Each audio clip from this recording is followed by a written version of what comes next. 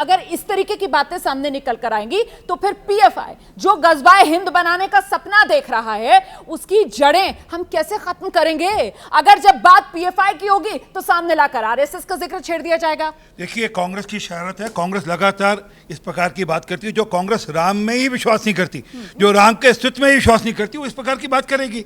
और मैं बड़ा स्पष्ट करता हूँ, दीपक भाई बेशक पहनावे में नाम से हिंदू होंगे, परंतु इनको हिंदू का अर्थ ही नहीं पता। इनको यही नहीं पता कि हिंदू क्या है। मैं चाहूंगा सुप्रीम कोर्ट की परिभाषा पढ़ लें, हिंदू कौन है। हिंदू किसी धर्म का नाम नहीं है। हिंदू मतलब ये नहीं है कि आप किसी पूजा पद्धति का नाम नहीं है।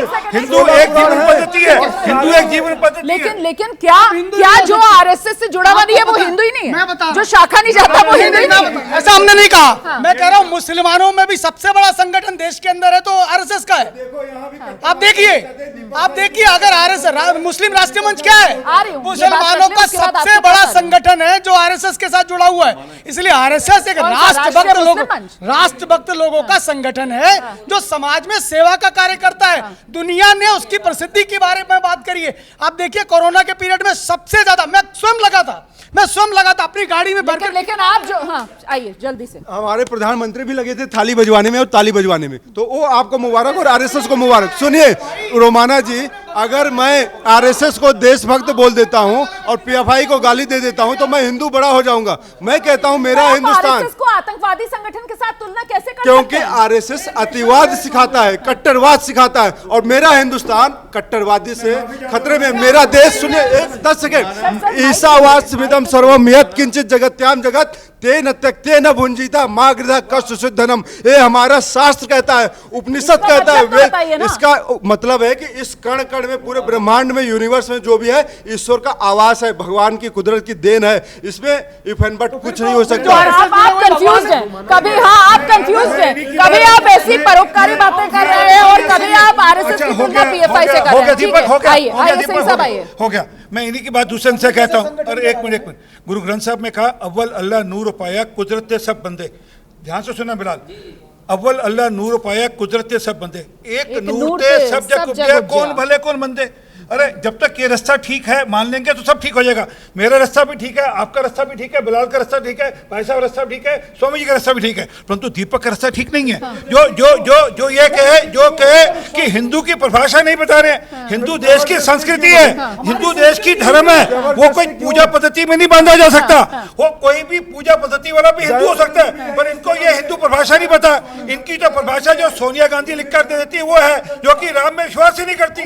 तो ये देश के अंदर जो धर्म युद्ध जिसको लेकर हम चर्चा कर रहे हैं उसकी जड़ में फिर राजनीति है। मतलब मैं समझता हूं कि जो स्वयं के विरुद्ध है वही धर्म युद्ध है।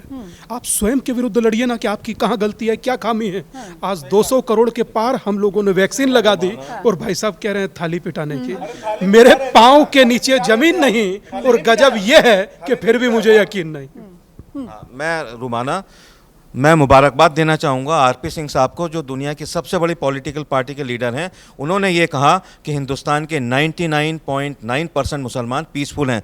और ये जो बात आ रही है, ये आरएसएस को गालियाँ दे रहे हैं। आरएसएस सबसे बड़ा संगठन है और उसका क्या मुद्दा है? उसका मुद्दा है सबका साथ, सबका विकास, सबका विश्वास, सबका प्रयास। तो ये आरएसएस इन शॉर्ट है, ठीक है। मैं कोई आरएसएस का प्रवक्ता नहीं हूँ, ना मैं उसका ब्रीफ लेके। बिलाल, लेकिन आपकी बात से सहमत नहीं है बिलाल? मैं बिल्कुल भी सहमत नहीं हूँ। देखिए, वो आरएसएस इनका संगठन है, अगर उसके बारे में कोई गलत बोलता आतंकवादी, उनको दुख हो रहा है, सही बात है, उनको सपोर्ट करना चाहिए। लेकिन जिस तरीके से उन्होंने कहा कि मुसलमान भी सबसे साथ हैं, वो गलत है। हम अपने हिसाब से तबलीगी जमात है हमारा, मैं खुद तबलीगी जमात से भी जुड़ा हुआ हूँ और भी बहुत सारे संगठन हैं मुसलमानों में जो हम साथ मिलकर रहते हैं। लेकिन मैं आप ये कहना चाहूँगा, हाथ से हाथ पकड़कर हम लोगों को साथ मिलकर, जिस तरीके से देश में धर्म संसद चला कर मुसलमानों को गाली गई दिया गया कि बहन बेटियों को बलात्कार करना चाहिए, ये गलत कहेंगे। और ओवैसी को जो आज देश में नफरत फैलाता है, चाहे वो हम मुसलमानों को, हिंदुओं के बारे में कहता है 15, हम भी कहते हैं, हम उसका सपोर्ट नहीं करते। हम सब मिलकर उसके खिलाफ हम साथ होकर सब लोगों को, इसमें कोई राजनीति नहीं होनी चाहिए, ये राजनीति नहीं होनी चाहिए। आप आरएसएस के नाम पर गलत लग रहा है आपको, ठीक है, मैं कह रहा हूँ नहीं है आतंकवादी संगठन, नहीं है आरएसएस, वो आपकी अपनी सारी चीजें हैं। लेकिन कोई हमें हमारे मुसलमानों को बहन बेटियों को बलात्कार की बात करे और मारने की काटने की जंतर मंतर पे खुले आम हो रहा है। नरसिम्हानंद को सपोर्ट करते हैं, आप कहिए नहीं करते हम लोग नरसिम्हानंद को सपोर्ट। कहिए नकुल शर्मा को अरेस्ट होना चाहिए, किसी ने नहीं कहा। बताइए चुश्ती ने गलत कहा, हमने कहा अरेस्ट करना चाहिए, पुलिस ने अरेस्ट किया, गौर चिश्ती को अरेस्ट किया, उसके बाद उसके बेटे पे कार्रवाई हुई, हमने सारे चैनलों पे करा। लेकिन आप लोग नहीं कहते, जो मुसलमानों को काटने की पीटने की बात करते हैं, आप कहिए। ठीक है, जल्दी से जवाब। मैं बिलाल एक आराम से मैं कह रहा हूं जो भी इस प्रकार की हरकत करता है, जैसा बयान देता है, उसके खिलाफ सख्त से सख्त कार्रवाई हो रही है। और अरे सुन लीजिए और आगे भी होगी, और पीएफआई के खिलाफ भी होगी।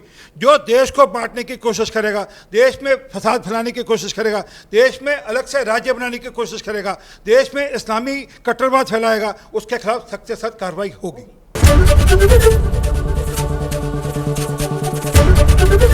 एबीपी न्यूज आपको रखे आगे।